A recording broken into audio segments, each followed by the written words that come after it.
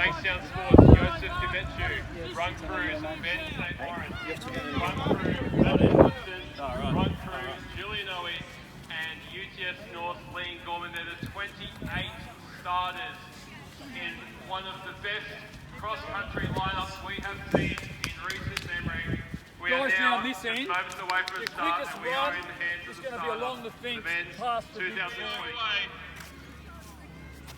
Now quickly there on the outside is Rorey Hunter of Bankstown Sports. He's going to take probably an early lead, but they're all quite up there as well.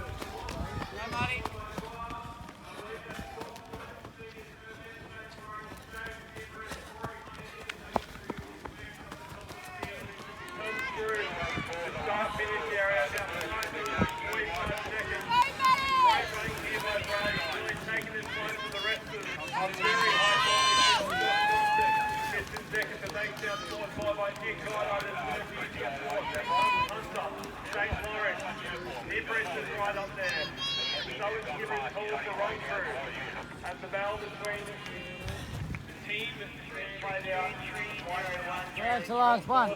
Yep.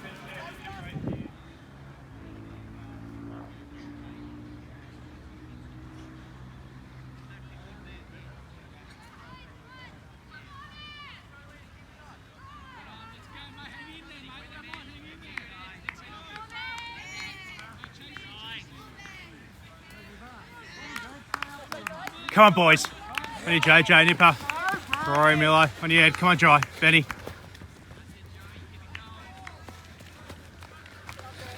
Come on, Aaron, on your mate. Come on, JB. Go on, mate.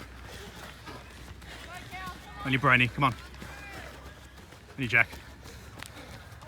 Go Rory. Go Rory. Go, mate. JJ, go Jai, go Benny. On your boys, come on.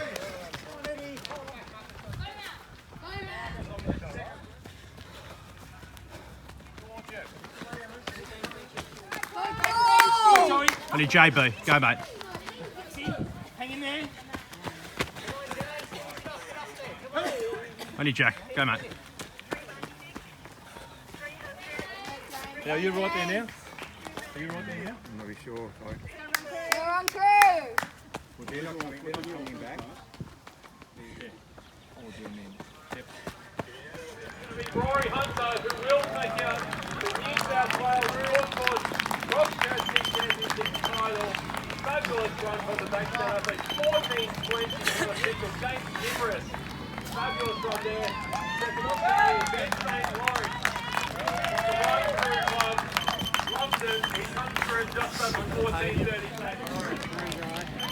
On your Jai, great run mate. JJ. That's Jai Edwards. Fourth for Bankstown, Josh Johnson, sixth for Bankstown. So through the top five for Bankstown Sports, they look at playing the team title. Velocity six after doing the early leading. Goddard in seventh. Matt Hudson remains. Honda Canto in ninth.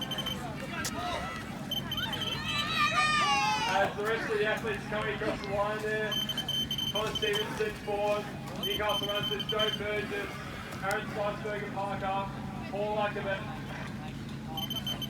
These minor placings crucial for team standings, but Bankstown Sports with three in the top five, almost certainly taking out the men's open championship title as well as the men's open individual title with Rorey Hunter coming across the line unofficially.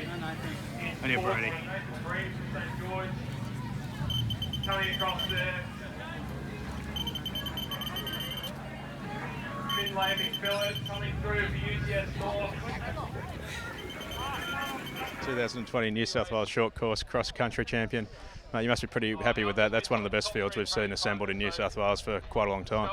Yeah, very happy with it. Coming in, I was pretty nervous. Haven't been out on the racing course in a long time, so you never really know what to expect. And I know all the Telford boys are running really well. Nipper's killing it in training, Jai is as well, and I know Benny's fit. He's always fit. So yeah, I was nervous, but yeah, it was just good to get back out there and have a good race again. It's been about 4 months or so since we managed to have a race. You obviously really geared up for the 1500 at Nationals, and it never happened. Talk us through the race itself, because there's a real big pack there for the first 2 or 3k before it started to open up a bit. Yeah, with sort of the first mile was pretty relaxed. No one really wanted to go, and then I think Brad put in a big surge, and I knew someone would do that, and I sort of had to keep my cool and stay relaxed, and should have let the gap open, but stay in sort of contact with the big guys. And so yeah, I did that, and with about, I think it's 3k in, I kind of pushed it along because I felt it was getting a bit slower, and then me and Nipper kind of broke away, and then I think with a mile to go he put in a big surge and opened up a gap actually, and I was panicking a bit, but then 500 to go I kind of got into my domain and opened up the arms and got into that anaerobic system and reeled him in, and I was lucky enough to pull away. Jimmy and I had both tipped in the preview largely on account of the potential to use your 1500 metre speed on what's essentially a pretty flat, fast course down here. It seemed like it played into your hands, because we'd heard through the grapevine that Nipper had been killing it around the ring fence and down in Canberra with you guys. Yeah, he's the fittest I've ever seen him. Dick's ever seen him, and he's gone to another level. And so I knew he was probably the one to beat.